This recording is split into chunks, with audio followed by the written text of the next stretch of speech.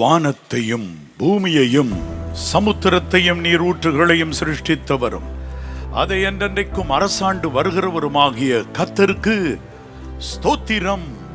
பிதா, குமாரன், பரிசுத்த ஆவியானவருக்கு ஸ்தோத்திரம், ஸ்தோத்திரம், ஸ்தோத்திரம். ஆமேன், ஆமேன்.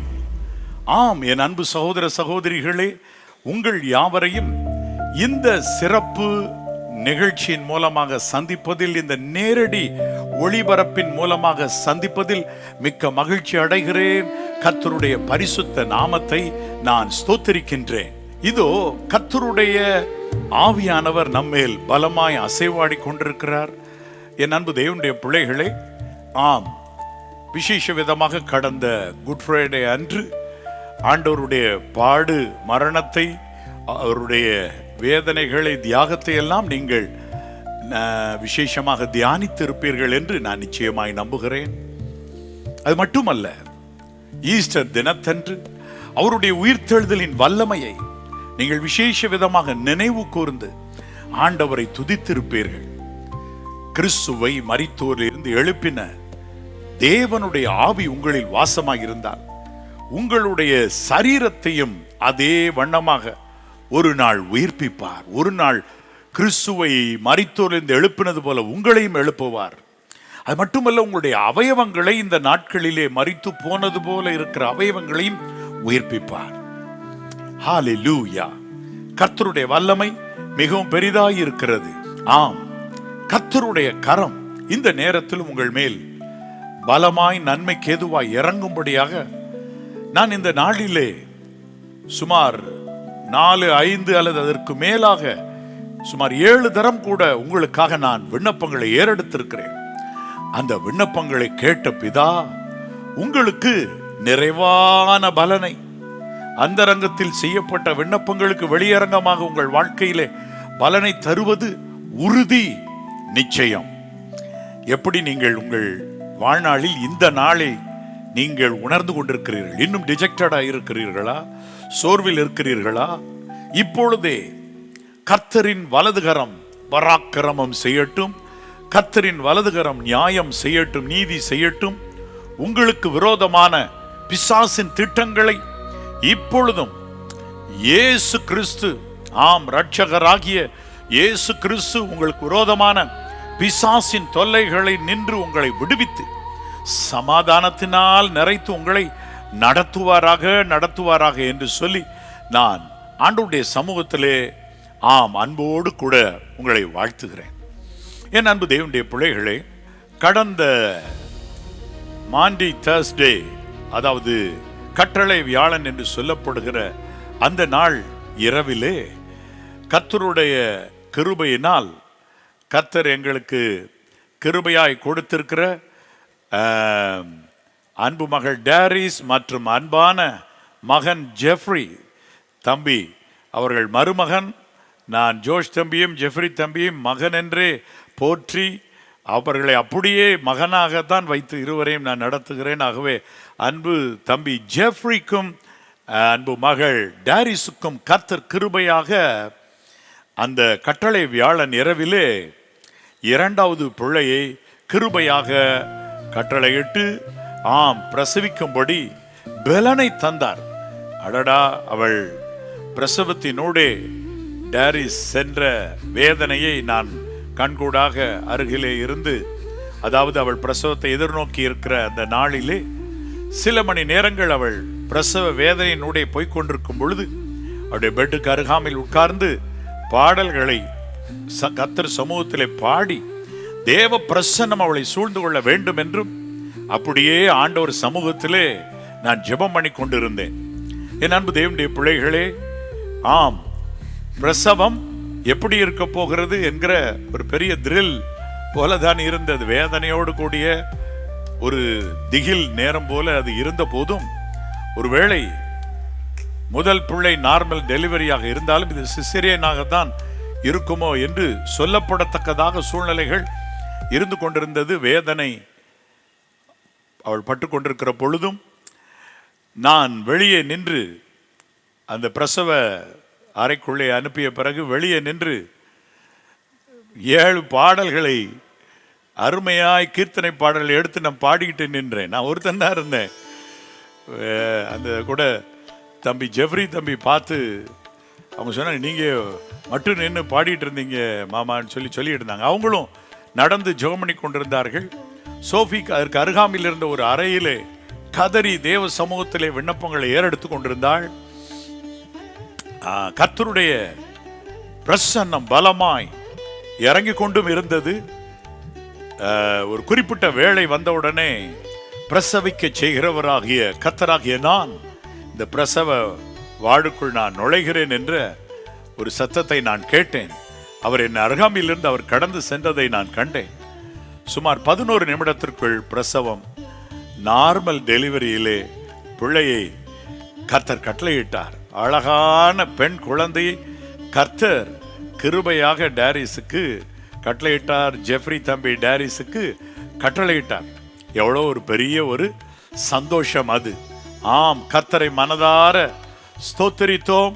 இதோ நீங்களும் எங்களுடனே கூட இன்னும் ஒரு தேவனுடைய ராஜ்யத்தின் காரியத்திலே நிற்கிற இன்னொரு துதி வீராங்கனை வந்திருக்கிறாள் என்று சொல்லி நீங்களும் எங்களோடு சந்தோஷப்படும்படி இதோ உங்களுக்கான வசனத்தை நான் எடுத்து வைத்திருக்கிற பொழுதும் இந்த செய்தியும் உங்களுக்கு சொல்ல வேண்டும் என்று நான் எண்ணினேன். கர்த்தருடைய பரிசுத்த நாமத்துக்கு ஸ்தோத்திரம் உண்டாவதாக. என் அன்பு தேவனுடைய பிள்ளைகளே, கர்த்தரை நான் மனதார ஸ்தோத்தரிக்கின்றேன்.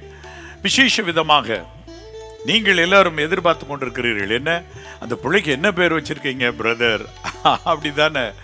ஆமா, பிரின்சஸ் எவர் கிரீனா மெர்சி ஸ்கைலர். கர்த்தருடைய சமூகத்தில் பிரின்சஸ் எவர் கிரீனா மெர்சி என்ற பெயரை விசேஷ விதமாக பெற்றேன். அதனோடு கூட பெற்றோர் சூட்டிய அந்த பெயரையும் கர்த்தர் ஆசீர்வதித்து ஸ்கைலர் என்ற பெயரும் அவளுக்கு சேர்க்கப்பட்டது. டாரிஸின் உள்ளத்திலே ஸ்கைலர் என்று சொல்லி ஒரு பெயர் ஓடிக்கொண்டிருந்தது. ஜெஃப்ரி தம்பிக்கும் அவர் லண்டனிலே அவர் வேலை செய்து கொண்டு இருந்தவர், பணி செய்து கொண்டிருந்தவர், வங்கியிலே பணியாற்றி கொண்டிருந்தவர். ஃபயர்வால் கிரியேட் பண்ணுற ஒரு பெரிய டீமில் முக்கியமான பகுதியில் அவங்க தான் நின்று கொண்டிருந்தார்கள். அப்படிப்பட்ட அவர்கள் ஸ்கைலர் என்ற பெயர் மிகவும் அருமையாக இருக்கும் என்று அவர்களும் தனியே நினைத்திருக்கிறார்கள். அப்பொழுது டாரிஸ் கேட்டால் என்ன பேர் வைக்கலாம்னு சொல்லுங்க. இவர் அன்பு தம்பி ஜெஃப்ரி தம்பியும் சொன்ன உடனே 2 பேருக்கும் ஒரே பேர் தான் ஸ்கைலர் என்று உள்ளத்திலே கர்த்தர் போட்டிருக்கிறார் என்பதை புரிந்து கொண்டார்கள். ஆகவே கர்த்தருடைய கிருபையினால், கர்த்தருடைய ஒத்தாசையினால் பிரின்சஸ் எவர் கிரீனா மெர்சி ஸ்கைலர் என்று அன்பு மகளுக்கு பெயர் சூட்டப்பட்டிருக்கிறது கர்த்தருடைய ஒத்தாசையினாலே. ஆம், என் அன்பு தேவனுடைய பிள்ளைகளே, பாருங்கள், எனக்கு 2 பேர் தான், ஆலன் பால். சோஃபிக்கு 3 பேர், சோஃபியா டெய்சி ஜாய், சரிதானா? ஆனால் எனக்கு பாஸ்போர்ட்டில் இருக்கிற பேர் எப்படின்னா 3 பேர் இருக்கும். ஜெயபாலன் ஆலன் பால். எங்கள் டேடி பேர் முன்னாடி இருக்கும், ஜெயபாலன் ஆலன் பால். நிறைய மற்ற இடங்களில் பாஸ்போர்ட் பார்க்கலாம், ஜெயபாலன் வாங்க அப்படின்னு தான் கூப்பிடுவாங்க. ஜெயபாலன் ஆலன் பால். ஆகவே ஷார்ட்டாக ஜெயபாலன் ஏபி என்று சொல்லி கூட ஷார்ட்டாக நான் சொல்லுவேன் என்னுடைய பேரை. அப்படி 3 பேர் தான். ஆனால் கர்த்தருடைய கிருபையினால் அன்பு குட்டி பிள்ளைக்கு 5 பேர்கள் கிடைத்திருக்கிறது. எவ்வளோ ஒரு அருமையான பெயர். ஆம், நம் ஆண்டவர் நல்லவரும் நன்மை செய்கிறவருமாக இருக்கிறார். பிரசவத்தை எதிர்நோக்கி இருக்கிற அன்பு சகோதரிகள், தாய்மார், அப்படிப்பட்ட சகோதரிகள் அருகாமையிலே தாய்மார் உட்கார்ந்து விண்ணப்பங்களை ஏறெடுத்து கொண்டிருக்கலாம். என் மகளுக்கும் சுக பிரசவம் ஆக வேண்டுமே, கர்த்தர் என் பிள்ளையை ஆசீர்வதிக்க வேண்டுமே என்று சொல்லி நீங்கள் கதறிக்கொண்டிருக்கலாம். ஆண்டவர் உங்கள் பிள்ளைக்கும் நல்ல பிரசவத்தை தருவார். பயப்பட வேண்டாம், பயப்படாதிருங்கள். கர்த்தரின் கரம் உங்களோடு இருக்கிறது. ஆண்டவர் உங்களோடு கூட தானே இடைப்பட்டு கொண்டு இருக்கிறார். ஆண்டவர் உங்களோடு உங்களுக்கு நேராக தமது வார்த்தையை அனுப்பி கொண்டிருக்கிறார், உங்களை சந்தித்து கொண்டிருக்கிறார். இதோ, ஆகவே உங்களுடைய இருதயம் கலங்காதிருப்பதாக. ஆண்டவர் நமக்கு இதெல்லாம் வெளிப்படுத்த சித்தமானால் நம்மை ஒரு நாளும் குறைவுபட கொன்று போட மாட்டார் என்று மனோவா வீட்டார் பேசிக்கொண்டார்கள். அதே போல என் அன்பு தேவனுடைய பிள்ளைகளை, உங்களுக்கு நேராய் கர்த்தருடைய வார்த்தை கடந்து வருகிறது. ஆகவே உங்களுடைய இருதயம் கலங்காதிருப்பதாக, பயப்படாதிருப்பதாக, சமாதானத்தோடு இருப்பதாக. கர்த்தருடைய ஆவியானவர் எங்கு உண்டோ அங்கு விடுதலை உண்டு. இதோ இந்த நேரத்தில் நான் செய்தி ஆரம்பிக்கும் முன்பதாக, எத்தனை குடும்பங்களிலே பிரசவத்தை எதிர்நோக்கி இருக்கிறீர்கள்? அன்பு சகோதரிகள், அன்பு தங்கச்சிமார், உங்களுக்காக ஜெபிக்க இதோ அங்கிள் இருக்கிறேன், அண்ணே இருக்கிறேன், ஜெபிக்கிறேன். இப்பொழுதும் உங்களுக்காக விண்ணப்பம் பண்ண இருக்கிறேன்.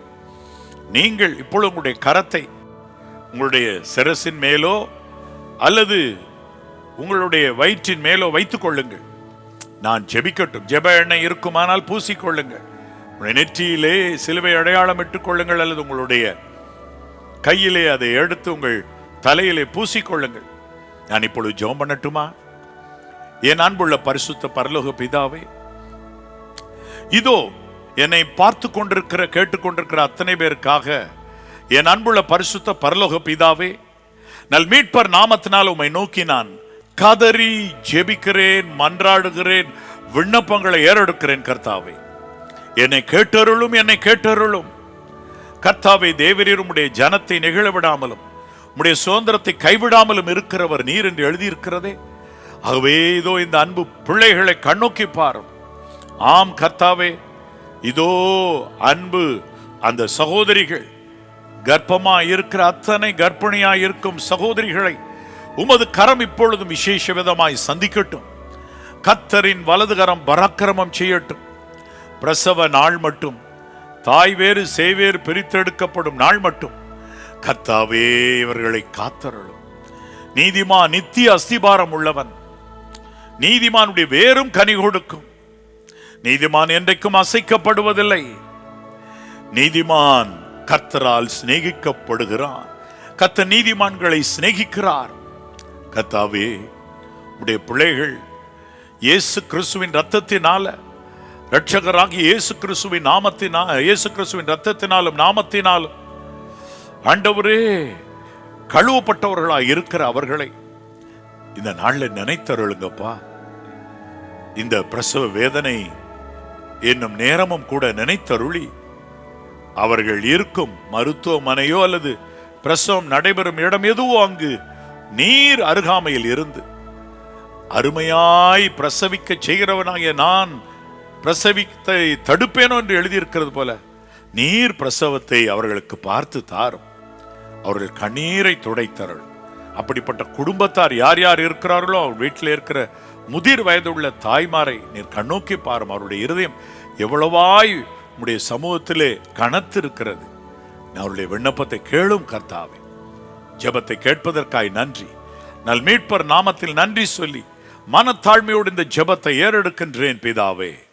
ஆமேன், ஆமேன். ஆம், என் அன்பு சகோதர சகோதரிகளே, உங்களுடைய இருதயம் கலங்காதிருப்பதாக, உங்களுடைய இருதயம் பயப்படாமல் இருப்பதாக. ஓகே, இன்றைக்கும் கூட அநேகருடைய இருதயம் தத்தளித்துக் கொண்டிருக்கிற ஒரு சில சூழ்நிலைகள் ஏன் வருகிறது? தத்தளிப்பு ஏன்? உபாமத்திலே ஆண்டவர் சொன்னார், நீ என்னுடைய வசனத்தை கை கொள்ளாத போது, என்னுடைய கட்டளையின்படி நடவாத போது திகிலையும் மனக்குழப்பங்களையும் குருட்டாட்டத்தையும் எல்லாம் நான் உண்டு பண்ணுவேன் என்று ஆண்டவர் சொல்லி இருக்கிறார். அதனால ஒரு செட் ஆஃப் மக்கள் துன்மார்க்கமாய் நடக்கிறதுனால திகிலை அனுபவித்துக் கொண்டிருக்கிறார்கள். சோம்பேறியினுடைய வழி முள் வேலிக்கு சமானம் என்று வேதம் சொல்லுகிறது. சோம்பேறியினுடைய வழி முள்வேலிக்கு சமானம். முள்வேலியில நடந்தா எப்படி இருக்குங்க? ஒவ்வொரு நடையும் நறுக்கு நறுக்குன்னு குத்தும், வேதனையா இருக்கும். அப்படிப்பட்ட வேதனை உள்ள ஒரு வாழ்க்கை சோம்பேறிக்கு இருக்குது. நீங்க காலையில எழுந்து ஜெபம் பண்றதுக்கு மறக்க கூடாது. ஆண்டவர் சமூகத்தில் ஜெபம் பண்ணவும் வேதம் வாசிக்கவும் அவர் சமூகத்தை நாடவும் மறக்கக்கூடாது. நீ என்னுடைய வேதத்தை மறந்தாய், ஆகவே நானும் உன் பிள்ளைகளை மறந்து விடுவேன் என்று ஆண்டவர் சொல்லி இருக்கிறாரே. அதுபோல ஆண்டவர் உங்களுடைய பிள்ளைகளை மறக்க கூடாது. அப்ப நீங்க திகில்ல இருப்பீங்க. அப்ப உங்களுடைய ஆவியில ஃபீல் பண்ணுவீங்க, உங்களுக்குள் வாசமா இருக்கிற பரிசுத்த ஆவியானவர் தேங்குவார். அடடா, வேதத்தை எடுத்து படிக்கணுமே உணர்த்துவார். சரி, நாளைக்கு படிச்சுக்கலாம். நாளைக்கு இல்லப்பா, இன்றைக்கு நீ ஆண்டவர் சமூகத்தில் நீ வேத தியானத்தை செய்தாயா? எத்தனை பேர் வேதத்தை மறந்து ஓடுறீங்க. அதனால தான் ஆண்டவர் உங்கள் பிள்ளைகளை நினைக்க முடியாமல் வசனத்தினாலே அவர் தடைபட்டு நிற்கிறார். அவர் அப்படி சொல்லியிருக்கிறார்ல அந்த தீர்ப்பு. அதனால அவருடைய பிரசன்னம் உங்கள் வீட்டுக்குள்ள இறங்க முடிய மாட்டேன் என்கிறது, கலக்கமாக இருக்கிறது, நரகம் போல இருக்க என் வீடுன்னு சொல்றீங்க. அப்படி இருக்காது. நீ கர்த்தருடைய பரிசுத்த நாமத்துக்கு ஸ்தோத்திரம் உண்டாவதாக. என் அன்பு தேவனுடைய பிள்ளைகளே, அந்த விதமான காரியங்கள்ல ஒரு காரணத்தை இன்றைக்கு நான் உங்களுக்கு சொல்லிக் கொள்ள போகிறேன். அறியாமையினால் என் ஜனம் சங்காரமாகிறார்கள் ஆண்டவர் சொல்லிட்டு நிறைய காரியங்கள், வழிகள் அநேகருக்கு தெரியாததுனால, அதை குறித்து அறியாததுனால சங்காரமாகறாங்க. ஒரு பைக் வாங்கினா, ஒரு கார் வாங்கினா இன்ஸ்ட்ரக்ஷன் மேனுவல்னு ஒன்று கொடுப்பாங்க. அதில் எப்படி எந்தெந்த சுவிட்சை எதற்கு ஆப்ரேட் பண்ணணும் எல்லாம் சொல்லி கொடுத்துருப்பாங்க. அதை படிக்காமல் ஆரம்பிக்கிறவங்க வண்டி இங்கிட்டு அங்கிட்டு போய் விட்டு கஷ்டப்பட்டு பாடுபட்டுக்கிட்டு இருப்பாங்க. அண்டர்ஸ்டாண்ட்? அப்போ அந்த மேனுவல் எவ்வளவு முக்கியமோ அதுபோல நீங்க வாழ்க்கையில சில ஒழுங்குகளை, சட்டதிட்டங்களை அறியாமல் இருக்கிறதுனால் நீங்க சங்காரமாகிறீர்கள், பாடுபடுகிறீர்கள். அது வேண்டாம். இன்னைக்கு மத்தேயு 16ஆம் அதிகாரம் 18ஆம் வசனத்தில் அதற்கான ஒரு அருமையான விடை இருக்கிறது. ஆண்டவர் பேதுருவிட்ட சொன்னார், மேலும் நான் உனக்கு சொல்லுகிறேன், நீ பேதுருவாய் இருக்கிறாய், இந்த கல்லின் மேல் என் சபையை கட்டுவேன், பாதாளத்தின் வாசல்கள் அதை மேற்கொள்வதில்லை. என் அன்பு தேவனுடைய பிள்ளைகளே, ஆண்டவர் சபையை கட்டுகிறார். ஆனா அந்த சபையை பாதாளத்தின் வாசல் மேற்கொள்ளுமா மேற்கொள்ளாதா அப்படின்றத ஒரு கொஸ்டின். ஆன்சர் அங்க இருக்கு. பாதாளத்தின் வாசல்கள் அதை மேற்கொள்வதில்லை. ஏன்? அப்ப பாதாளம் ஆண்டவருடைய சபை நான் தள்ளி நிக்குதுன்னா ஏதோ ஒரு காரணம் இருக்கு. திருச்சபையில் அங்கத்தினர் ஆகிறது முக்கியம் இல்ல. கிறிஸ்துவின் சரீரத்துக்குள்ளே ஒரு அங்கமாக, ஒரு மெம்பராக, ஒரு அங்கத்தினராக, அதாவது ஒரு மெம்பராக நீங்கள் இருக்கிறீர்களா? அவருடைய ஒரு மெம்பர்னா ஆங்கிலத்தில் மெம்பர் சொன்னா தமிழ்ல ஒரு அவயவமாக நீங்க இருக்கீங்களா?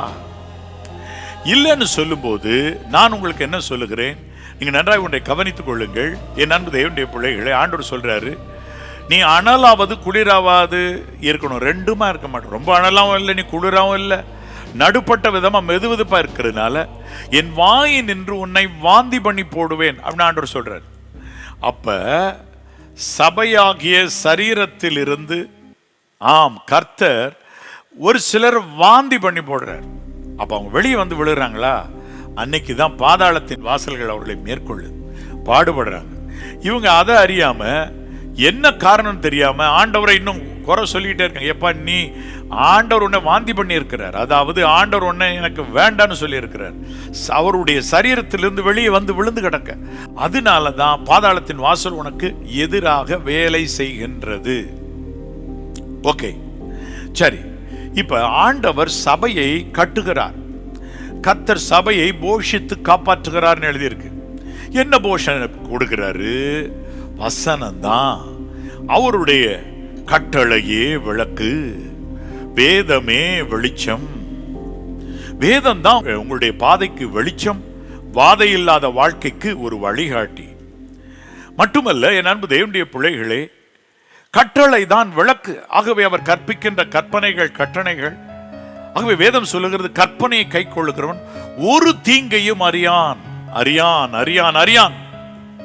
அப்படின்னா கட்டளைகளை கை கொண்டு நடக்கிறவர்களா நீங்க இருந்தீங்கன்னா, நீங்க சபையில ஒரு பகுதியா இருக்கீங்கன்னு பிசாசுக்கு, பாதாளத்தின் வாசலுக்கு நல்லா தெரியுது.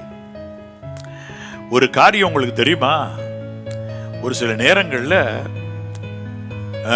எம்ஆர்ஐ ஸ்கேன், சிடி ஸ்கேன் என்றெல்லாம் எடுப்பாங்க. அது எடுத்தும் அவங்களுக்கு தெளிவு வராது. உள்ள அவயவங்களிலே எது எப்படி இருக்கிறது என்பதை கண்டுபிடிக்க முடியாகிறப்ப டை கொடுத்து எடுப்போம் என்று சொல்லி அவர்களுக்கு குடிக்கிறதற்கு பானம் கொடுப்பார்கள். அதிலே டை கலந்திருக்கும். அந்த ஒரு டை கலந்த அந்த திரவத்தை அவர்கள் பானம் பண்ணும்போது அது அவங்களுடைய சரீரத்தை பாதிப்பதில்லை. மாறாக அந்த சரீரம் முழுவதிலும் அது கடந்து சென்று உள்ளே தங்கும் பொழுது இந்த சிடி ஸ்கேனருக்கு தெளிவா தெரியும், ஸ்கேன் பண்ணி சொல்லும். நான் சொல்றேன், பாதாளம் உங்களை 24 hours ஸ்கேன் பண்ண தான் செய்யுது. நீங்க சபையாகிய கிறிஸ்துவின் சபையில ஒரு அங்கமாக நீங்கள் இருப்பது உண்டானால், அதாவது கிறிஸ்துக்குள் இருக்கிறேன் என்று நீங்கள் சொல்வது உண்மையானால், கிறிஸ்துவை விட்டு நான் விலகவில்லை, அவரை விட்டு நான் பின்வாங்கவில்லை என்று சொல்லுகிறவர்களாக நீங்கள் இருப்பது உண்மையானால், ஒன்னு சொல்றேன், பாதாளத்துக்கு உங்களை பற்றிய முழு டேட்டா தெரியாது தெரியாது தெரியாது. அதாவது நீங்க உங்களை குறித்த சில காரியங்கள் தெரியுமா இருக்கலாம், ஆனா உங்களை மேற்கொள்ளுவதற்கான அளவு டேட்டா பாதாளத்திட்ட இல்ல. மாந்திரிகம் பண்றவங்க என்ன பண்றாங்க, ஒரு டேட்டா வேணும், அங்க என்ன செய்யணும். அப்ப அவங்க சொல்றாங்க, ஏதாவது அந்த ஆளோட முடி எடுத்துக்கொண்டு வா, கால் மண் எடுத்துக்கொண்டா. அவங்க சொல்றாங்க, நின்றுட்டு இருந்தா அதுல இருந்து அவங்க காலில் இருந்து சாரமானது அந்த மண்ணில் இறங்கும். அந்த மண் எடுத்துக்கொண்டு வா, அந்த மண்ணில் இருந்து நான் டேட்டா சேகரித்து கொள்றேன், அல்லாட்டா தலை முடி கொண்டு வா, அதுல இருக்கிற இதை சேகரித்து கொள்றேன் அப்படின்னு சொல்லி அவங்க சொல்றாங்க. எதுக்கு? அவங்க they want some data to attack that people. அவங்கள அலைக்கழிக்க, அவங்களுக்கு விரோதமா சண்டை பண்ண, ஆவிக்குரிய யுத்தம் பண்ண அவர்களுக்கு சில டேட்டா வேணும். பாதாளத்துக்கு டேட்டா வேணும். அந்த பாதாளத்துக்கு கண்ணை நீங்க குருட்டாட்டம் பிடிக்க வைக்கிறீங்க.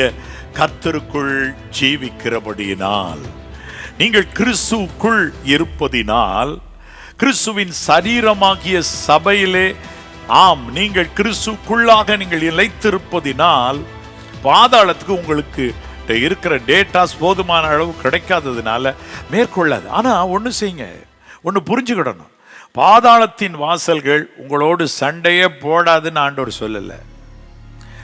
எரேமியாவுக்கு ஒரு நாள் சொல்லப்பட்டது, அவர்கள் உன்னோடு யுத்தம் பண்ணவர்கள், ஆனா அவனை மேற்கொள்ள மாட்டார்கள். அது மாதிரிதான் இந்த பாதாளத்தின் வாசல்கள் சில நேரம் எதிர்க்குமா இருக்கலாம், ஆனா மேற்கொள்ளாது. பார்த்துக்கிடுங்க, கேரண்டி மேற்கொள்ளாது. உங்களை ஓர்க்கம் பண்ணி மேல ஓடாது, தாண்டி போகாது, தலைக்கு மேல தண்ணி போகாது. பாதாளத்தின் வாசல்கள், பாதாளத்தினுடைய வாசல்கள் உங்களை முழுவதுமாக விழுங்கி போட வராது. பயப்படாதீங்க. Sure sure sure sure, guarantee warranty எல்லாம் சேர்த்து தர்றேன் உங்களுக்கு அப்படின்னு வசனம் கொடுக்குது நமக்கு. பாதாளத்தின் வாசல்கள் அதை மேற்கொள்வது இல்லை. அப்படின்னா என் அன்பு தேவனுடைய பிள்ளைகளே, வேத வாக்கியம் சொல்வதை நீங்கள் புரிந்து கொள்ளுங்கள். பாதாளத்தின் வாசல்கள் உங்களை மேற்கொள்ளாது. கிறிஸ்துவின் பிள்ளைகளாக, கிறிஸ்துவினுடைய மெய்யான தேவ பிள்ளைகளாக, அவருடைய சந்ததியாக இருக்கும் பொழுது பாதாளத்தின் வாசல்கள் உங்களை மேற்கொள்ள மாட்டாது. அடிக்கடி சிக்னஸ், அடிக்கடி வீண் செலவு, அடிக்கடி விபத்து, ஆபத்து, நாச மோசங்கள், அடிக்கடி கடன் வாங்குதல், அடிக்கடி வட்டிக்கு வாங்குதல், அடிக்கடி சண்டை, குடும்பத்தில் கணவன் மனைவி நடுவு சண்டை. எப்பா ஸ்டாப் ஸ்டாப், இப்போ நீ உன் மனைவியை குறை சொல்றதை நிறுத்து தம்பி, உங்களுடைய கணவரை தப்பு சொல்லிட்டு இருக்கீங்களே சிஸ்டர், ஸ்டாப், நிப்பாட்டுங்க. இப்போ உங்களுக்கு இருவருக்கு நடுவே கசப்பை விதைத்து கொண்டிருக்கிற இன்னொரு பவர்ஃபுல்லான ஒன்று இருக்கு, அதுதான் பாதாளம். ரொம்ப அந்தகாரத்தினுடைய வேலைகள் அடங்கியது போல இருக்கிற ஒரு ஏரியா இருக்குது. இந்த ஏரியா, இந்த பாதாளமானது உங்களுக்கு விரோதமா பலன் செய்யக்கூடாதுன்னா கர்த்தருக்குள் நிலைத்திருங்கள். பின்மாற்றத்தில் கால் வைக்காதிருங்க. கொஞ்ச நேரம் தானே, ஒரு நாள் 2 நாள் பின்மாற்றத்தில் போகலாம். அக்கேஷனலா பார்ட்டி அப்படின்லாம் கூடுறப்ப ஏதாவது கொஞ்சம் சில பாவ புண்ணியங்கள்னு நினைச்சு பாவ காரியங்களை பண்ணிக்கிடலான்னு நினைக்கிறவங்க இருக்கிறாங்க. பாவத்தை பண்ணிட்டு வந்துடலாம் பின்னாடி நினைக்கிறாங்க. இராதீங்க. ஒன்று சொல்றேன், அந்த கொஞ்ச நேரம் போதும் பாதாளத்துக்கு உங்களை எதிர்ப்பதற்கு. அப்போ விழாமல் நீங்கள் இருந்தால் சரி. ஒரு சின்ன சின்ன தவறுகள் செய்றீங்க அப்படின்னா என்னன்னா, அது எதிர்க்கும். பாதாளம் அப்பெல்லாம் எதிர்க்கும், ஆனால் உங்களை மேற்கொள்ளாது. புரிஞ்சுக்கிடுங்க. நீங்கள் வேதம் சொல்லுகிறது, மனப்பூர்வமா நீங்கள் பாவம் செய்யும் பொழுது வேறொரு பலி இல்லைன்னு வருது பார்த்தீங்களா, உங்களுக்காக செலுத்தப்படத்தக்க வேறொரு பலி இல்லைன்னு வரும்போது தான் பாதாளமே உங்கள் வீட்டை ஏறி மேய்ந்து போடுகிறது, அழித்து போடுகிறது, சிதைத்து போட பார்க்கிறது. ஸோ நான் அண்டர்ஸ்டாண்ட், ரெண்டு தான், பரலோகத்தின் வல்லமை, பாதாளத்தின் வல்லமை. இந்த பாதாளம் ஆனா எதைத்தான் சாப்பிட விட்டுருக்காருன்னா, தேவ ஜனம் அல்லாமல், அதாவது சபைக்கு உட்பட்டவர்களே அல்லாமல், ஆண்டவர் சொல்றாரு சபையை கட்டுவேன், சபையில் உள்ளவர்களை, அதாவது சபையை பாதாளத்தின் வாசல் மேற்கொள்வதில்லை. அப்படின்னா கிறிஸ்துக்குள் வராதபடி வெளியே நின்றால் பாதாளத்தின் வாசல்கள் மேற்கொள்ள கூடுமா இருக்கலாம். அவர்களை குறித்து பாதாளம் ஏன் இன்னும் மேற்கொள்ளவில்லை என்று நீங்கள் கேட்கலாமா இருக்கலாம். ஆண்டவர் என்ன சொல்லுகிறார்? கொஞ்சம் கொடுக்கப்பட்டவனிடத்தில் கொஞ்சம் கேட்கப்படும், அதிகம் கொடுக்கப்பட்டவனிடத்தில் அதிகம் கேட்கப்படும். அப்ப இவங்க எல்லாம் இன்னும் நிறைய சான்சஸோட இருக்கிறாங்கப்பா. உனக்கு எவ்வளவு சான்ஸ் கொடுத்துட்டாரு, 1000 சான்ஸ் நீ தவறி ஓடி வந்திருப்பியா வாழ்க்கையில? பொய் எத்தனை முறை சொல்லி இருக்க, வேணான சண்டைகள், கோபங்கள், மார்க்க பேதங்கள், நான் பெரியவன் நீ பெரியவன், நான் பவுலை சேர்ந்தவன் நான் அப்போலோவை சேர்ந்தவன் அப்படின்னு எத்தனை மாம்சத்தின் கிரியைகள் எத்தனை இருந்தது. அதெல்லாம் தாண்டி ஓடி வந்திருக்கல, ஆண்டவர் பொறுத்திருக்கிறார்ல, அந்த அளவு அவர்களுக்கும் பொறுக்கணும்ல. கர்த்தர் கபடற்ற, நீ ஜெபம் பண்றதுக்கெல்லாம் மன்னிக்கிறார், ஆனா நீ உனக்கு எவ்வளவு மன்னிக்கிறாரோ அப்ப ஆண்டவரை அறியாதவர்களுக்கும் அவ்வளவு இரக்கம் பாராட்டணும் இல்லப்பா. அவங்களுக்கு இன்னும் கொடுக்கப்படல, சத்தியம் இன்னும் ஒப்புவிக்கப்படவில்லை அவர்களுக்கு. அந்த நாள்ல ஆண்டவர் கணக்கு கேட்பார். அப்ப இதுக்கு ரெஃபரன்ஸ் என்னன்னு சொன்னா, பரிசுத்த வேதாகமத்தில் பெரும்பாலும் இதற்கு முன் நடந்த நித்திய நியாய தீர்ப்புகள் எதுவோ அந்த தீர்ப்புகளின் அளவுக்கு பாதாளம் ஏறி உங்கள் எல்லையை பட்சிக்கிறது. புரிஞ்சுக்கிடுங்க. இதுக்கு உதாரணம் என்ன? ஆண்டவர் என்ன சொன்னார் பாருங்க, மத்தேயு 12ஆம் அதிகாரம் 41, 42 பார்க்கலாமா? மத்தேயு 12, 41, 42. யோனாவின் பிரசங்கத்தை கேட்டு நினிவே பட்டணத்தார் மனம் திரும்பினார்கள். இதோ யோனாவிலும் பெரியவராகிய இயேசு இங்கே இருக்கிறார். ஆதலால் நியாய தீர்ப்பு நாளிலே இங்கே மனம் திரும்பாதவர்கள் யாவரை குறித்தும் நினிவே பட்டணத்தார் இந்த சந்ததியாரோடு எழுந்து நின்று மேல் குற்றம் சுமத்துவார்கள். இப்ப கவனிங்க, எப்பயுமே கம்பேரிஷன் தான். இதான் ஜட்ஜ்மெண்ட் டே அன்னைக்கும் குற்றம் சுமத்துறது, இன்னைக்கு வாழ்க்கையானால் இதான் ரெஃபரன்ஸ். எப்படி? நினிவே பட்டணத்தார் எல்லாரும் நியாய தீர்ப்பு நாள் அன்னைக்கு எந்திரிச்சு நிற்பாங்களாம். என்ன எந்திரிச்சு நின்று சொல்லுவாங்கன்னா, இயேசுவே நீர் பிரசங்கம் பண்ணீர், அவர் மனம் திரும்பாம போனாங்க இத்தனை 1000 பேர், இத்தனையோ லட்சம் பேர். ஆனா யோனா பிரசங்கம் பண்ணப்பே நாங்க மனம் திரும்பிட்டோம். யோனாவை விட நீர் எத்தனை மடங்கு பெரியவர். அப்ப யோனா பிரசங்கம் கேட்டு மனம் திரும்பிய நாங்க இவங்களை குற்றம் சுமத்துறோம். உம்முடைய பிரசங்கம் கேட்டு மனம் திரும்பாத இவர்களுக்கு நிச்சயமா தண்டனை வேண்டும். அப்ப அடுத்த வசனம் பாருங்க, 42ஆம் வசனம். மத்தேயு 12. தென் தேசத்து ராஜஸ்திரீ பூமியின் எல்லைகளிலிருந்து சாலமோனுடைய ஞானத்தை கேட்க வந்தார்.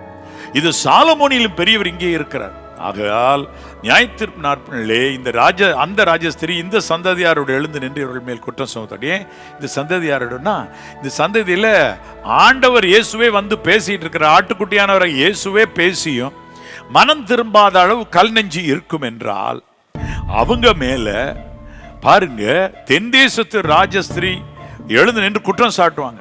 என்னங்க, நான் எங்கேயோ இருந்து வந்தேன், சாலமோனை பார்த்தேன், நான் ஆண்டவரை பற்றிக்கிட்டேன், ஆனா இவங்க பாருங்க உங்களை பின்பற்றாம இருக்காங்க. ஆண்டவரே, இவங்களுக்கு எவ்வளவு நீர் பேசினீர் நேரடியா, ஆனா இவங்க இப்படிப்பட்டவங்களா இருக்காங்களே, இவர்கள் மேல நிச்சயமாக தண்டனை சுமத்தும்னு சொல்லுவாங்க போல.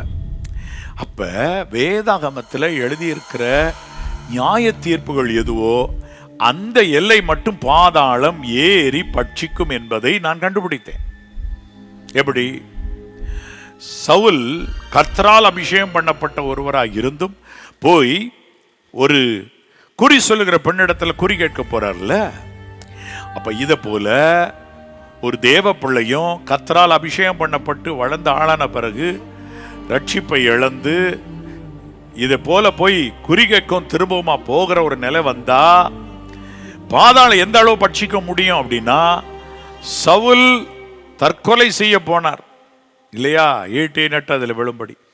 அப்ப பிசாசுகள் எந்த அளவுக்கு பாதாளத்தின் வல்லமைகள், பாதாளத்தின் வாசல்கள் எது மட்டும் ஏறி கிரீச்சையை பார்க்கணும்னா, நீ பரிசுத்தாவியை பெற்ற, தேவாவியை பெற்ற, அதன் பின்பு நீ ஆண்டவரை மறுதலிச்சு ஓடுற, குறி கேட்க போற. இப்ப நான் விடமாட்டேன், சவுலுக்கு இது செய்யப்பட்டது உண்டானால் உனக்கு இது செய்யப்படணும்னு பாதாளத்தின் வல்லமைகள் ஏறி அவர்களை அடித்து கொண்டு போகுமா இருக்கும். அதனால தற்கொலைகள் அப்ப நடக்குது இந்த வாழ்க்கையில, உலக வாழ்க்கையில் அநேகர் நடக்குது பிரச்சனை. இப்போ உங்க வீட்டுக்கு தற்கொலையின் ஆவி வராது. ஏன் சொல்றீங்க? பின்மாற்றத்தில் கால் வைக்க விடாதீங்க.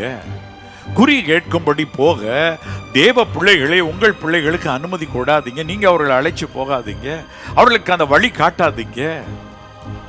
குறி கேட்குதலும் மரித்தோரோடு பேசுதல் போன்ற பல காரியங்கள் என மாந்திரீகங்கள், மாந்திரீக பழக்கங்கள் எல்லாம் இருக்கின்றன. அவைகளோடு இருக்கக்கூடாது. வேதம் சொல்லுகிறது, சூனியக்காரியை உயிரோடே வைக்க வேண்டாம் என்று இஸ்ரவேலிலே சட்டம் ஒன்றை மோசேயின் மூலமாய் ஆண்டவர் கொடுத்திருந்தார். ஏன்? அந்த சூனியக்காரி அநேக குடும்பத்தை அழிக்கிறார். ஆண்டவர் அவளுக்கு ஒரு தீர்ப்பு எழுதுறார், அவளை உயிரோடு வைக்க வேண்டாம், கொண்டு போடுங்கன்னு சொல்லி. அப்ப இதுதான் தேவனுடைய கோபம். இப்ப பாருங்க, சூனியத்திற்கு அடுத்த காரியத்தை படித்து அதுல போகிற ஒரு தேவ பிள்ளையா நீ இருந்தேனா, மாந்திரியத்தை கற்கிறவனா இருந்தேனா, நீ மந்திர தந்திர காரியங்கள்ல யார் எனக்கு என்ன சொல்ல முடியும்? அவங்க கர்த்தர் பேச மாட்டாரு, அவங்ககிட்ட இருந்து ஏதாவது என்னை பத்தி கிடைக்குதான்னு போகாத. சவுல் கர்த்தர் பேசுறேன்னு சொல்லி தான் போனார். ஒன்னு புரிஞ்சுக்கிடுங்க, கர்த்தருக்கு காத்திரு, திடமானதா இருந்து கர்த்தருக்கே காத்திரு, கர்த்தருடைய ரட்சிப்புக்கு நம்பிக்கையோடு காத்துட்டு நல்லதுன்னு வேதம் சொல்லுது. எவ்வளவு காலமானாலும் சவுல தேவன் கைவிடல. பேசாம இருந்தாருன்னா பொறுமையா இருந்து கர்த்தர் ஏதாகிலும் ஒரு விதத்துல பதில் தருவார். அனாயிண்ட் பண்ணாரே, என்னை அபிஷேகம் பண்ணினவரே, எதுல எல்லாம் மனம் திரும்புறேன்மோ, எதுல எல்லாம் பலியிட வேண்டுமோ அதுல எல்லாம் பலியிட்டு, நான் எதுல ஒப்புரவாகணும் அதுல ஒப்புரவாகிறேன் போய்கிட்டு இருந்தா கண்டிப்பா கர்த்தர் பேசியிருக்க வேண்டும், பேசியிருக்கலாம். அதை விட்டுட்டு கர்த்தரை விட்டு குறி கேட்க அவர் போவது என்ன? அதுபோல நீங்கள் ஏதாகிலும் வேறு யாராகிலும் கைரையை பார்த்து என்னை பத்தி சொல்லிட மாட்டாங்களா?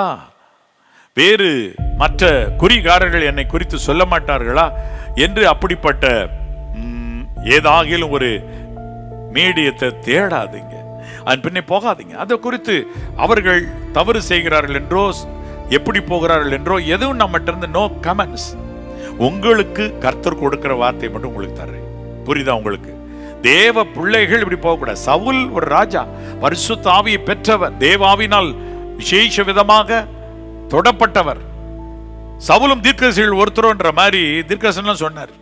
அப்படிப்பட்ட ஒரு குறி கேட்க போகக்கூடாது. நல்ல ஆவில நிரம்பி கர்த்தருடைய அபிஷேகம் திரும்ப அவரை நிரப்பும்படி ஆண்டவர் சிம்சோனை என்ன விட்டு போனார், விலகினார், திரும்ப வரலையா, இறங்கலையா? என்ன சொல்றீங்க? சிம்சோனுக்கு திரும்ப இறங்கலையா? அப்ப சவுலுக்கும் திரும்ப இறங்குவாரா இருக்கும். காத்திருக்கணும், அதுக்கு வழியை கண்டுபிடிக்கணும். தேடுங்கள் கண்டடைவீர்கள், தட்டுங்கள் திறக்கப்படும், கேட்கிறவனும் பெற்றுக்கொள்ளுகிறான். ஆண்டவர் அப்பொழுது மனம் இறங்குவார், அழகா நடத்துவார். அப்ப உங்க எல்லைகளில் பாதாளத்தின் வாசல் ஏறி வருகிறதற்கான காரணம் என்னன்னு புரிஞ்சிட்டீங்களா? கர்த்தரை விட்டு துரோகம் போகுதல், அவருக்கு துரோகம் பண்ணுதல் ஆகிய பாவ வழிகளில் நடக்குதல், இல்லை என்றால் கற்பனைகளை மீறுதல், இல்லை என்றால் நீங்கள் வேதாமத்தில் உள்ள ஏதோ ஒரு கதாபாத்திரத்துக்கு நுடைய அநீதியிலும் மேலாக அநீதி நீங்கள் செய்தால், அவங்க அநீதி இவ்வளவு இருக்கு, இந்த பேனா என்னுடைய பாக்கெட்ல இருக்கு, இந்த அளவுக்கு உதாரணத்துக்கு சொல்றேன், இவ்வளவு தூரத்துக்கு அநீதி அவங்க செஞ்சிருந்தாங்கன்னா, நீங்க இதையும் தாண்டி அநீதி செய்தால் இந்த நபரை குறித்து என்ன ஒரு தீர்ப்பு எழுதப்பட்டிருக்கோ வேதாமத்துல, அந்த தீர்ப்பு சுலபமா உங்களுக்கு செல்லும். அத கர்த்தர் வந்து செலுத்த தேவையில்லை, பாதாளத்தின் வாசல் செஞ்சு முடிச்சிடும். அதனாலதான் அழகா சொல்றாரு ஆண்டவர், சபையை மட்டும் பாதாளத்தின் வாசல் மேற்கொள்வதில்லை. What a beautiful words it is. எவ்வளவு ஒரு அருமையான அருமையான வசனம் இது. இன்னைக்கு உங்க வீட்டுல பொருளாதார பாரமான நெருக்கடியில நின்னுகிட்டே இருந்துட்டு நீங்க ஆசீர்வாதமா இருக்கிற மற்ற தேவ பிள்ளைகள்லாம் பார்த்து கரிச்சு கொட்டி பரியாசம் பண்ணாதிருங்கள். நீங்கள் உங்கள் கட்டுகள் பலத்து போகாதபடி பரியாசம் பண்ணாதிருங்கள் என்று எழுதியிருக்கிறது. இப்ப நீங்க பரியாசம் பண்ணி அலைஞ்சீங்கன்னா இன்னும் கட்டுகள் சேர்ந்து கொள்ளும். மாறாக நீங்க ஒன்று செய்யுங்க, ஆண்டவரே நான் என்னுடைய வாழ்க்கையை மாற்றி அமைக்கிறேன், என்னுடைய வாழ்க்கை முழுவதும் மாற்றுறேன். என்னுடைய நடை உடை பாவனை, என்னுடைய வாழ்க்கை சாட்சியின் ஜீவியம், வேத வாசிப்பு, தியானம், உபவாசித்தல், காத்திருக்குதல், பரிசுத்தாவினால் நிறைகுதல், ஞான ஸ்நானம் பெறுதல், கர்த்தருக்கு தசமபாவம் செலுத்துதல், காணிக்கை செலுத்துதல், பொருத்தனை பண்ணி அதன் பின்பதாக அதை செலுத்துதல். வாரத்தில் 2 தரம் உபவாசிக்கிறேன் அன்றைக்கு பரிசேன்னு சொன்னா, வாரத்தில் 2 தரம் அல்ல 3 தரமாகிலும் உபவாசிக்கிற ஒரு வாழ்க்கை. ஆமா, கொர்நேலியு மிகுதியாய் தர்மங்களை செய்து வந்தார். தான தர்மம் செய்குதல், திக்கற்றவர்களுக்கு இறங்குதலும், திக்கற்ற விதவைகளுக்கு நியாயம் விசாரிக்குதல், இதுதான் தேவனுக்கு முன்பதாக சுத்த பக்தி. அந்த சுத்த பக்தியின்படி வாழுதல், ஜெப ஜீவியம், தனிப்பட்ட ஜெப ஜீவியம், குடும்ப ஜெப ஜீவியம், இவைகள் எல்லாவற்றிலும் செவையாக நின்று வசனத்தின்படி உங்களுடைய வாழ்க்கை அமைத்துக் கொள்வீர்களானால் பாதாளத்தின் வாசல் உங்க குடும்பத்துக்கு விரோதமாக எழும்பாது, ஏறி வந்து உங்களை தட்டிட்டு போகாது, உங்க காரியத்தை தட்டிட்டு போகாது, உங்களுடைய குடும்ப பொருளாதாரத்தை கீழே தள்ளாது. எத்தனை 1000 பொறாம இருந்தாலும் பாதாளத்தின் வாசலும் சேர்ந்து வேலை செய்யும் போதுதான் அது விழத்தட்டுது. எந்த பொறாம இருந்தா என்ன? உன் பக்கத்தில் 1000 பேர், உன் வலது பக்கத்தில் 10000 பேர் விழுந்தால் அது உன்னை அணுகாது. பயப்படாத. அப்படின்னா இன்னைக்கு ஆண்டவர் கைகள் உங்களை ஒப்பு கொடுத்துருங்க. கர்த்தாவே என்னையே தருகிறேன். எங்க குடும்பத்துக்குள்ள இந்த வேதாமத்தில் எழுதப்பட்டிருக்கிற நியாய தீர்ப்புகள் எத்தனையோ இருக்குது. அந்த நியாய தீர்ப்புகள் அடிபட்டிருக்கிறவங்க செய்த அளவு துணிகரமாக அல்லாவிட்டால் அவர்களுடைய அக்கிரமத்தின் அளவை நிரப்புகிறவர்களாக, உங்க பிதாக்களுடைய அக்கிரமத்தை இன்னும் எமோரியர் இது போன்றவங்க ஒவ்வொருத்தவங்களை பத்தி நீங்க படிச்சு பாருங்க. இவர்களுடைய அக்கிரமம் இன்னும் பூரணப்படலை, நிறைவாகவில்லைன்னு சொல்லுவார் குறிப்பிட்ட ஜனத்தை சொல்லி. அப்ப நான் என்ன சொல்றேன், உங்க அக்கிரமம் ஒரு குறிப்பிட்ட எல்லை வந்துச்சுன்னா கர்த்தர் அதம் பண்ண, கோபப்பட, கர்த்தருடைய தூதன் விரோதமாய் வர, சங்கார தூதன் புறப்பட, இதெல்லாம் காரணமாகுது. சோ பரிசுத்த வேதாமத்தில் உள்ள சாட்சிகள், நற்சாட்சிகள், அதன்படியே நீங்கள் வாழ நீங்க ஒப்பு கொடுத்தீங்கன்னா உம்முடைய சாட்சிகள் எனக்கு ஆலோசனைக்காரராய் இருக்கின்றார்கள் என்று சங்கீதக்காரன் அதனால் சொல்லுகிறார். அப்படி நீங்கள் மாறிட்டீங்கன்னா ஒருபோதும் கவலைப்பட வேண்டியது வராது. வாழ்க்கையில எங்கும் கவலைப்பட வேண்டியது வராது. நீங்க தரித்திரம் அடைய மாட்டீங்க. நோய்கள் திரும்ப திரும்ப வந்து உங்களை பட்சிக்கும்படி ஒரு கொடி படர்ந்தது போல நோய்கள் படர்ந்து உங்கள் சரீரத்தை தலையிலிருந்து உள்ளம் கால் வரை படர்ந்து உங்களை கொல்வது இல்லை. உங்களுக்கு விரோதமாக எந்த நோய் பெருகி கொண்டிருக்கிறது, பரவி கொண்டிருக்கிறது, அதை நிறுத்துவார் கர்த்தர். இன்று இன்று இன்று பாதாளத்தின் வாசல்கள் ஏறி வந்து உங்க குடும்பத்தை பட்சிப்பதில்லை, மேற்கொள்வதில்லை. 2 பேர் சண்டை போடுறாங்க மல்யுத்தத்துல, ஒருத்தன் ஜெயிச்சுட்டான், அவ்வளவுதான். யுத்தம் இருந்துச்சுங்க, மேற்கொள்ளல. அது மாதிரிதான் ஆண்டவர் சொல்றார், பாதாளத்தின் வாசல் சில நேரம் உங்களை எதிர்க்குமா இருக்கும். ஏன் எதிர்க்குது? கொஞ்சம் குறைபாடுகள் வைக்கும் போது அது எதிர்க்குது. இல்லைன்னா அந்த எதிர்ப்புமே இருக்காது. பாருங்க, கொஞ்சம் கொஞ்சம் குறைகள், கொஞ்சம் கொஞ்சம் பொய், கொஞ்சம் கொஞ்சம் விதமான தப்பான வார்த்தைகள், கெட்ட வார்த்தைகள். அதனால பாதாளத்தின் வல்லமைகள் எதிர்த்து பார்க்குது. அந்த நேரத்தில் நீ விழுந்து அழுது புரண்டு, இல்லை இனிமேல் அப்படிலாம் நடக்க மாட்டேன்னு ஓடி வர்றதுனால பார்த்து மேற்கொள்ளல. ஆனா ஒண்ணு சொல்றேன், அந்த சிறு சிறு கரைகளை வச்சுக்கிட்டே இருக்காம அதை தூக்கி குப்பத்துல போடு. அப்ப எதிர்ப்பும் இராது, மேற்கொள்ளுதலும் இராது பாதாளத்தினாலே. அப்போ உங்க தொழில் இப்போ ஓடினதை விட ரொம்ப பிரமாதமா ஓடும். ஒரு சகோதரன் தன்னுடைய ஸ்கூட்டரை ரிப்பேர் பண்ண கொண்டு போய் போட்டார். ஸ்லோவா ஓடுது, சரி பண்ணுங்க. வேற ஒண்ணுமே இல்லைங்க, உங்களுடைய பிரச்சனை எதுவும் இல்லை. முன்னாடி இருக்கிற சக்கரத்துல பிரேக் வந்து ஷூ அழுத்தி பிரேக் குறிப்பிட்ட பெர்சன்டேஜ் பிடிச்சே இருந்திருக்கு. அதனால நீங்க ஓட்டும் போது இவ்வளவு ஸ்பீடுக்கு மேல ஓட முடியல. இது மாதிரிதான் பாதாளத்தின் வாசல்கள் உங்களுக்கு சில பிரேக் போட்டு ஒரு சில ஸ்பீடு குறைச்சி ஓட்ட வச்சுக்கிட்டு இருக்கு. இனி உங்களுடைய முழு வேகத்துல எழும்ப வேண்டிய நாள் காலம் வந்துருச்சு. ஆண்டவருடைய வார்த்தை சொல்லுகிறது, நீங்கள் மனம் திரும்பி குணப்படுங்கள். கர்த்தர் உங்களுக்கு வைத்திருக்கிற இளைப்பாறுதலின் காலம் இனி வருகிறதாய். இளைப்பாறுதலின் நாட்கள் உங்களுக்கு வேண்டும் அல்லவா? ஆகவே கர்த்தராகிய இயேசு கிறிஸ்துவை ஏற்றுக்கொள்ளுங்கள் என்று அன்றைக்கு சொன்னார்கள்.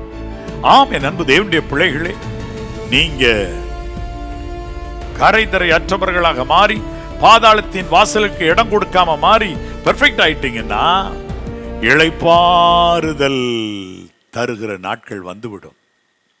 இளைப்பாறுதல் தரும் தேவா களைத்தோரை தேற்றிடவே. இந்த பாட்டு மாதிரி. ஆமா, நீங்கள் சிலுவை எந்தன் தஞ்சம், உந்தன் பாதம் நான் வந்துடுவேன், திருப்பாதம் நம்பி வந்தேன், கிருபை நிறை இயேசுவே தமதன்பை கண்டடைந்தே தேவ சமூகத்திலே தமதன்பை கண்டடைந்தே தேவ சமூகத்திலே. இன்றைக்கு ஆண்டவர் உங்கள் வீட்டிற்கு இளைப்பாறுதலை நாட்களை ஆரம்பித்து வைக்கிறார். ஹல்லேலூயா. சந்தோஷம் தானா? ஆமென். மகிழ்ச்சி தானா? ஆண்டவர் உங்களுக்கு அப்படி செய்வார். ஆமென். கர்த்தருடைய பரிசுத்த நாமத்துக்கு ஸ்தோத்திரம் உண்டாவதாக. என் அன்பு தேவனுடைய பிள்ளைகளே, இதோ நம்முடைய எல்லா ஜனங்களும், தமிழ்நாட்டு மக்கள் எல்லாம் ஏறக்குறைய மே மாதம் வரப்போகுதுன்னா உடனே நீங்கள் டிக்கெட்லாம் புக் பண்ண ஆரம்பிச்சிருப்பீங்க. எதுக்கு? விடுமுறைக்கு சொந்த ஊர் போகணும், மம்மி டேடியை பார்க்கணும், உற்றார் உறவினரோடு பேசணும். நல்லது. சரி சரி. இந்த கர்த்தருக்கு சித்தமானால் இன்னும் சில வாரத்திற்குள்ளதாக நம்முடைய வருடாந்தர, வருடம் ஒருமுறை நடத்துகிறதான ஆசீர்வாத பெருவிழா நடைபெறும்படியாக இருக்கிறது. மற்ற விவரங்கள் உங்களுக்கு நாங்கள் 2 நாளிலே தெரியப்படுத்துவோம். அதை வச்சு உங்க டிக்கெட்டு புக் பண்ணுங்க. எப்படி? சொந்த ஊருக்கு போற டிக்கெட்டு அது வரை கொஞ்சம் நிப்பாட்டி வைங்க. சரிதானா? ஆமா, அங்க வெளியூர்ல இருக்கவங்க டிக்கெட் புக் பண்ணுங்க. எதுக்கு? ஆசீர்வாத பெருவிழாக்கு வர்றதுக்கு. சரியா? வாங்க. 3 நாட்கள், வெள்ளி சனி ஞாயிறு என எப்பொழுதும் நாம் கர்த்தருடைய சித்தத்தின்படியா வைக்கிறோம் இல்லையா? அந்த 3 நாட்கள் நீங்கள் இருக்கலாம். ஞாயிற்றுக்கிழமை சென்னை ஆசீர்வாத திருச்சபை ஆராதனையில பங்கெடுக்கலாம்.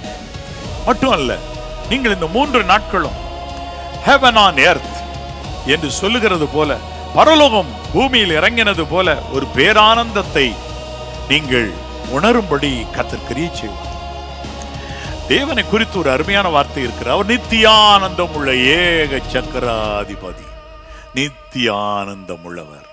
ஆகவே அவருடைய பிள்ளைக்கு கலக்கமா, கண்ணீரா, சஞ்சலமா, வருத்தமா, அடடடா ஏதோ தப்பு இருக்கு, வாங்க இந்த 3 நாட்கள் உங்களுக்கு கர்த்தரின் வார்த்தைகள் நேரடியாய் கடந்து வரும். Lord will perform a miracle for you, especially for your family. உங்கள் வீட்டுக்கு ஒரு அற்புதத்தை செய்வார். இந்த ஆசீர்வாத பெருவிழா அற்புத பெருவிழாவாக இருக்க போகிறது என்று விசுவாசித்து ஓடி வாருங்கள். அதை குறித்து நீங்கள் வருடம் முழுவதும் வசனத்தை தூரத்திலிருந்து கேட்கிறீங்க. வாங்க, உங்க முகத்தை நாங்க பார்க்கணும், நீங்க கர்த்தரை துதிக்கணும், தேடணும். தேவனுடைய மகிமை உங்கள் வீட்டை நிரப்பணும். பாதாளத்தின் வாசல்கள் உங்கள் வீட்டை மேற்கொள்வதில்லை. இல்லை இல்லை இல்லைன்னு வேதம் சொல்லி இருக்கேன், மேற்கொள்வது இல்லை. ஆகவே சந்தோஷமா இப்பொழுதே ஆயத்தப்படுங்கள். இந்த 3 நாட்கள் உடைய வாழ்க்கையில் விசேஷமான நாட்களாக இருக்கும். வாழ்க்கையை மாற்றுகிறதாக, மகத்துவமான எல்லையில் நீங்கள் ஏறி நிற்கிறதாக, பூமியின் உயர் ஸ்தலங்களில் ஏறி இருக்கும்படி பண்ணுவார் உங்க வாழ்க்கையில். அப்பொழுது எப்பொழுது கர்த்தரை தேட போகும் பொழுது வழிகள் தானாய் திறந்து நம் கண்களுக்கு பின் நாட்களில் வைத்திருக்கிறவைகளும் கண்கள் முன்பதாக தோன்றும். பின்பு ஒரு நாள் அது வாழ்க்கையிலும் நடந்தேறும்.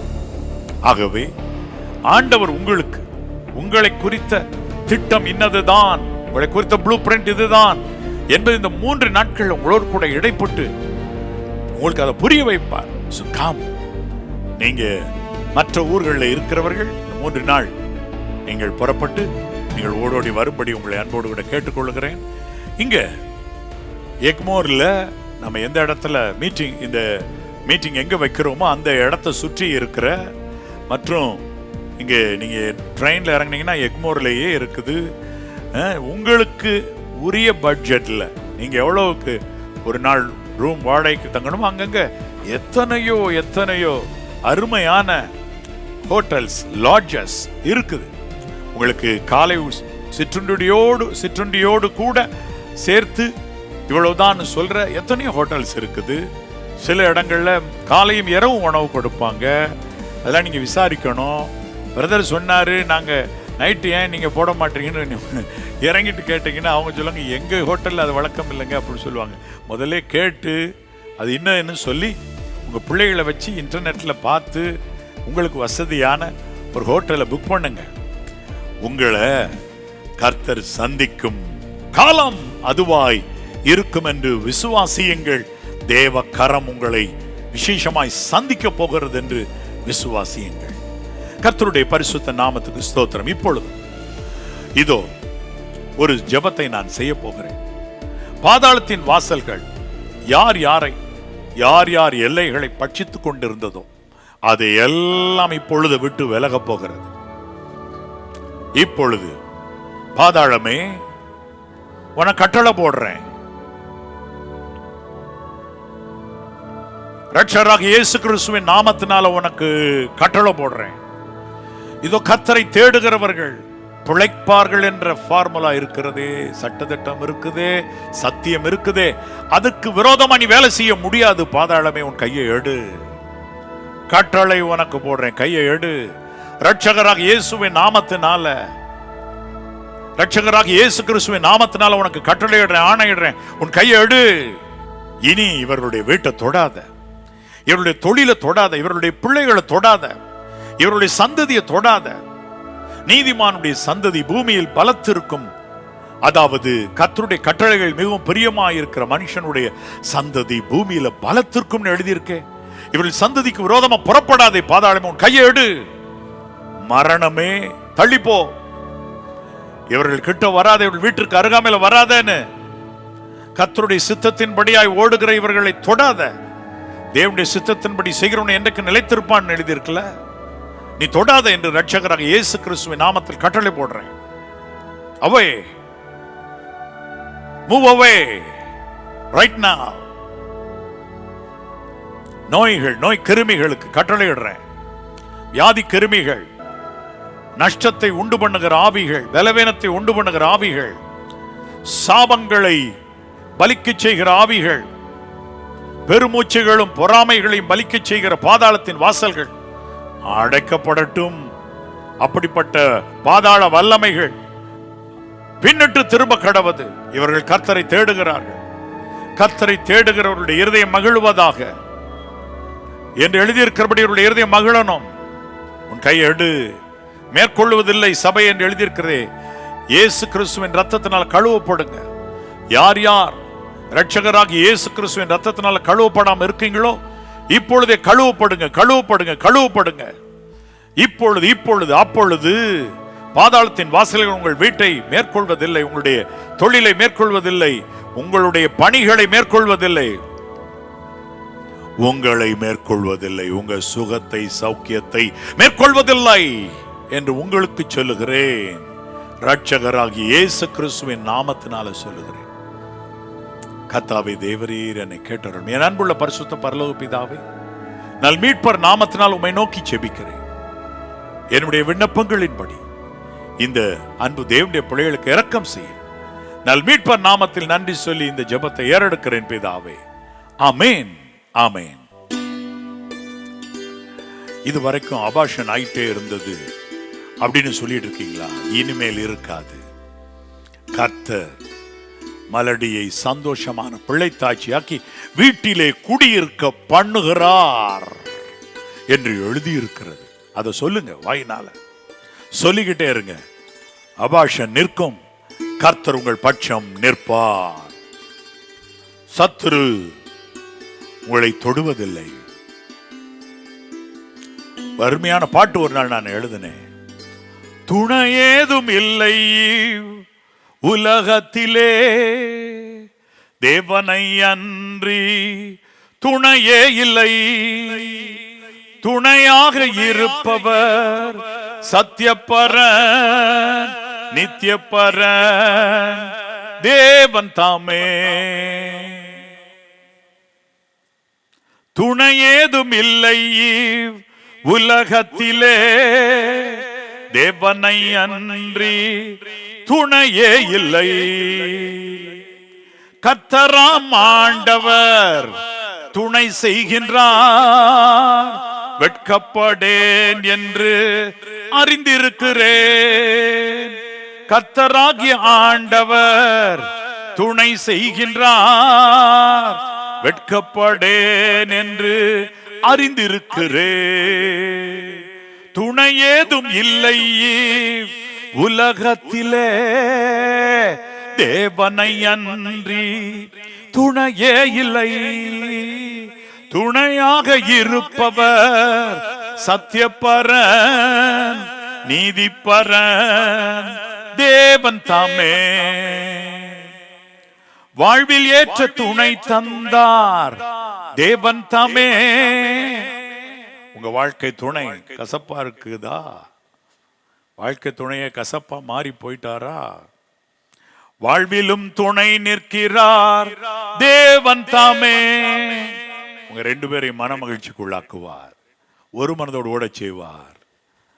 வாழ்வில் ஏற்ற துணை தந்தார் தேவன் தாமே.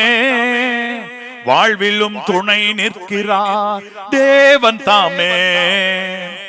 துணை ஏதும் இல்லை உலகத்திலே, தேவனை அன்றி துணையே இல்லை. துணையாக இருப்பவர் சத்தியப்பரன், நித்தியப்பரன், தேவன் தாமே. ஆண்டவர் உங்களுக்கு துணை நிற்பாராக. ஒரு நன்மை உங்களுக்கு குறையாது இருக்கட்டும். நீங்களும் உங்கள் பிள்ளைகளும் உங்கள் சந்ததியும் நீங்கள் கையிட்டு செய்யும் காரியங்களும் எல்லாம் ஸ்திரப்பட்டு நித்திய ராஜ்யத்தில் நீங்கள் வந்து சேரும் நாள் வரை, கர்த்தருடைய வருகை வரை நீங்கள் நிலைத்திருக்க கிருபை உங்களுக்கு உண்டாவதாக என்று இந்த நிமிடத்தில் இருந்து கர்த்தருடைய கிருபை உங்களை தாங்குவதாக என்று நல் மீட்பர் நாமத்தில் அன்போடு வாழ்த்துகிறேன், வாழ்த்துகிறேன், வாழ்த்துகிறேன். God bless you. God bless you.